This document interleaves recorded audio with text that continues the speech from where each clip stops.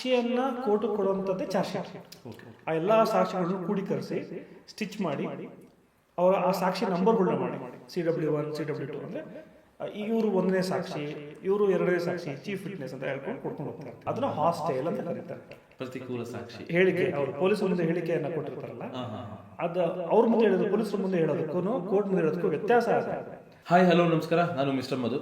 Actually ನೀವು ನೋಡಿರ್ಬೋದು, ದರ್ಶನ್ ಅವ್ರ ಕೇಸು ದಿನದಿಂದ ದಿನಕ್ಕೆ ಸುದ್ದಿಯಲ್ಲಿ ಇದ್ದೇ ಇರುತ್ತೆ. ಆ್ಯಕ್ಚುಲಿ ಏನಪ್ಪ ಅಂತಂದರೆ, ಈಗ ಸಂಕ್ರಾಂತಿ ಆದಮೇಲೆ ಬೇಲ್ ಸಿಕ್ಬಿಡುತ್ತೆ, ಆ ರೀತಿ ಎಲ್ಲ ಸುದ್ದಿ ಬರ್ತಾ ಇದೆ. ಇನ್ನೊಂದೇನೆಂದರೆ, ಈಗ ಸಾಕ್ಷಿ ವಿಚಾರಣೆ ನಡೀತಾ ಇದೆ ಟ್ರಯಲ್ಸಲ್ಲಿ. ಮೊದಲನೇದಾಗಿ ಅವರ ರೇಣುಕಾ ಸ್ವಾಮಿ ಅವರ ತಂದೆ ತಾಯಿನ ವಿಚಾರಣೆ ಮಾಡಿದ್ರು. ಎಸ್ಪೆಷಲಿ ತಾಯಿಯವ್ರನ್ನ ವಿಚಾರಣೆ ಮಾಡಿದಾಗ ಕೆಲವೊಂದಷ್ಟು ಹೇಳಿಕೆಗಳಲ್ಲಿ ಗೊಂದಲ ಉಂಟಾಗಿದೆ. ಅಂದರೆ ಅವರು ಯಾವ ಟೈಮಲ್ಲಿ ಫೋನ್ ಮಾಡಿದ್ರು, 2:30ಗೆ ಫೋನ್ ಮಾಡಿದ್ರಾ, 10:30ಗೆ ಫೋನ್ ಮಾಡಿದ್ರಾ, ಸೊ ಈ ರೀತಿ ಒಂದಿಷ್ಟು ಗೊಂದಲಗಳು ಸೃಷ್ಟಿಯಾಯಿತು.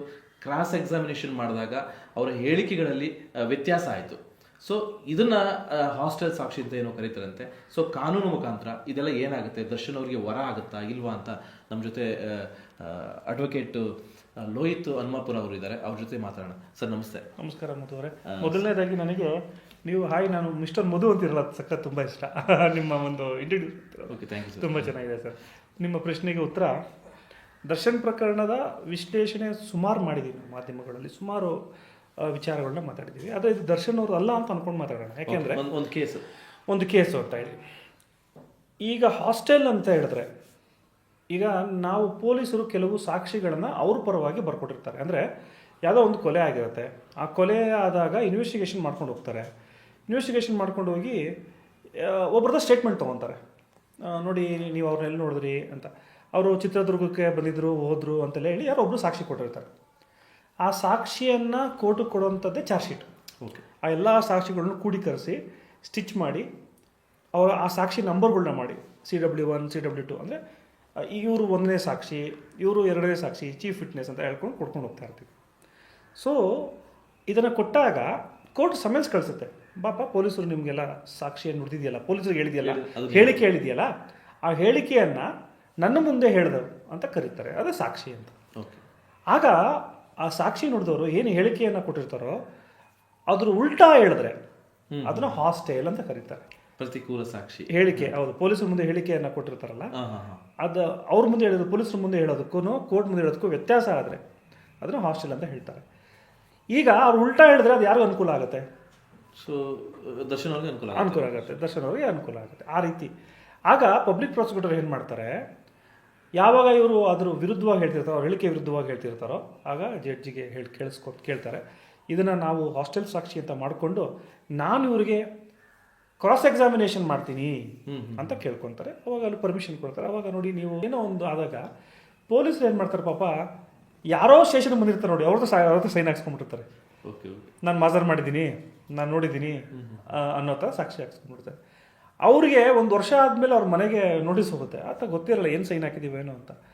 ಆಗ ಕೋರ್ಟಿಗೆ ಬರ್ತಾರೆ. ಕೋರ್ಟಿಗೆ ಬರಲೇಬೇಕು, ಇಲ್ಲಾಂದರೆ ಕೋರ್ಟಿಗೆ ಬರೋದ್ರೆ ವಾರಂಟ್ ಆಗುತ್ತೆ, ಪೊಲೀಸ್ ತೊಗೊಂಡು ಹೋಗಿ ಕೊಡ್ತಾರೆ ಅಂತ ಹೇಳ್ತಾರೆ. ಅವಾಗ ಬರ್ತಾರೆ ಅವರು, ಬಂದ್ಕೊಂಡು ನೀನು ಜಾಗ ನೋಡಿದ್ಯಾ ಅಂದಾಗ ಪಾಪ ಆ ಕೊಲೆಯಾಗಿ ಜಾಗನೋ ಅಥವಾ ಮನೇಲಿ ಇರುವಂಥ ಕೋಣೆನೋ ಏನೂ ಗೊತ್ತಿರಲ್ಲ ಅವ್ರಿಗೆ.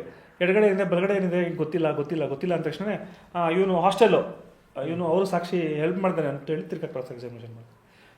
ಈ ಹಾಸ್ಟೆಲ್ ವಿಟ್ನೆಸ್ ಎಷ್ಟು ಆಗ್ತಾವೋ ಅಷ್ಟು ಕೇಸಿನ ಗಟ್ಟಿತನ ಪ್ರಾಸಿಕ್ಯೂಷನ್ ಅಂದರೆ ಪೊಲೀಸರಿಗೆ ಇಳಿತಾಗ್ತಾ ಹೋಗುತ್ತೆ, ಕಮ್ಮಿ ಆಗ್ತಾ ಆಗುತ್ತೆ. CW1 ಕಂಪ್ಲೇಂಟ್ ಕೊಟ್ಟಿರೋನೇ ನನಗೇನೂ ಗೊತ್ತಿಲ್ಲ ಅಂದಾಗ ಏನಾಗುತ್ತೆ?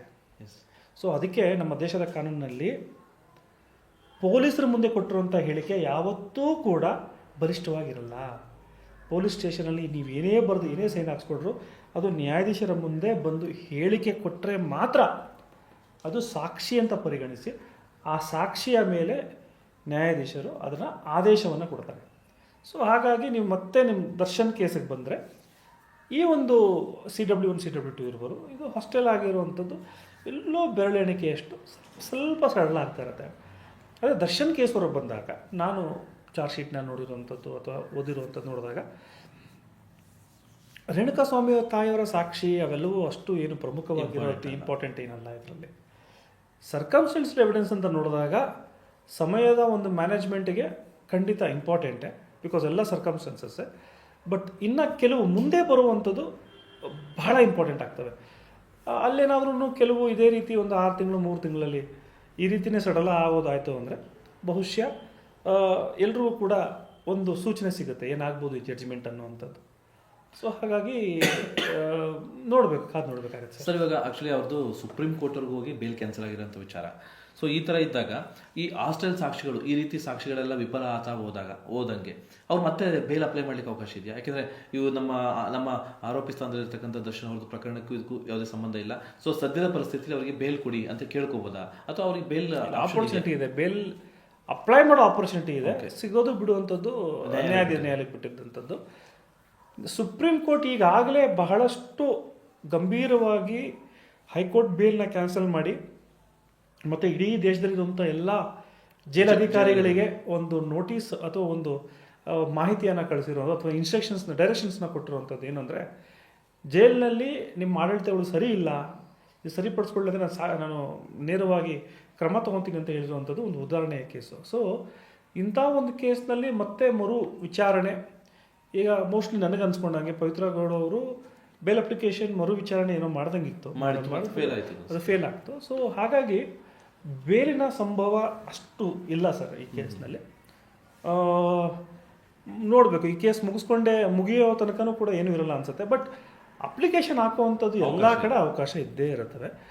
ಹೇಳೋಕ್ಕಾಗಲ್ಲ ಮುಂದೆ ಏನೇನು ತಿರುವು ಸಿಗುತ್ತೆ ಅಂತ. ಇವಾಗ ಸಾಕ್ಷಿ ಆಧಾರಗಳು ಈ ರೀತಿ ಆಗ್ಬಿಟ್ಟಿದೆ ಅಂತ ತೊಗೊಂಡು ಹೋಗುವಂಥದ್ದು ಹೋಗ್ಬೋದು, ಬಟ್ ಅದನ್ನ ಪರಿಗಣಿಸ್ಬೇಕಲ್ಲ ಕೋರ್ಟ್, ಅದರ ಅವಶ್ಯಕತೆ ಇರಲ್ಲ. Bail is a different entity, case is a different.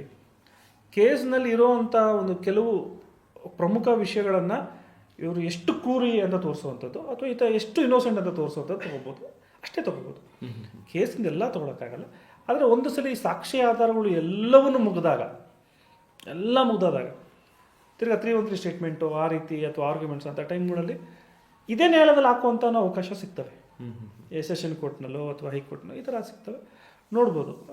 ನನ್ನ ಅಭಿಪ್ರಾಯ ಸರ್, ನನ್ನ ಭವಿಷ್ಯ ಅಲ್ಲ, ನನ್ನ ಅಭಿಪ್ರಾಯ ಇನ್ನೂ 1-1.5 ವರ್ಷ ತನಕನೂ ಈ ಕೇಸು ನಡ್ಕೊಂಡು ಹೋಗ್ತಾ ಇರ್ತವೆ. ಬಿಕಾಸ್ ನೀವೇ ನೋಡ್ಬೋದು, ಇಷ್ಟು ದಿನ ಆಗಿರೋದು 3-4 ಸಾಕ್ಷಿ ಅಷ್ಟೇ. ಹೌದು, ಇದಕ್ಕೆ ಇನ್ನೂ 160 ಸಾಕ್ಷಿಗಳಿದ್ದಾವೆ. ಇನ್ನು ಎಷ್ಟು ದಿನ ಬೇಕು ನೀವೇ ಅರ್ಥ ಮಾಡ್ಕೊಳ್ಳಿ.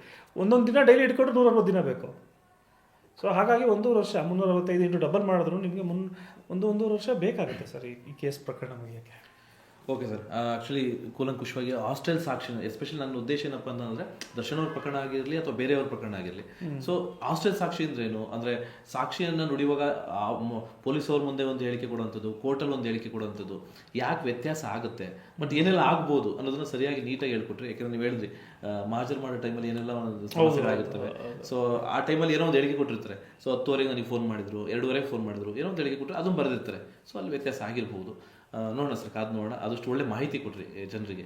ಸೊ ಸಾಕ್ಷಿ ವಿಚಾರಣೆ ಹೇಗೆ ನಡೆಯುತ್ತೆ ಮತ್ತು ಮಹಾಜರ್ ಮಾಡೋದು ಹೇಗೆ ನಡೆಯುತ್ತೆ, ಪ್ರತಿಯೊಂದು ಡೀಟೇಲ್ಸ್ನು ತುಂಬ ಚೆನ್ನಾಗಿ ತಿಳಿಸ್ಕೊಟ್ರಿ. Thank you sir. Thank you. ನಮಸ್ಕಾರ.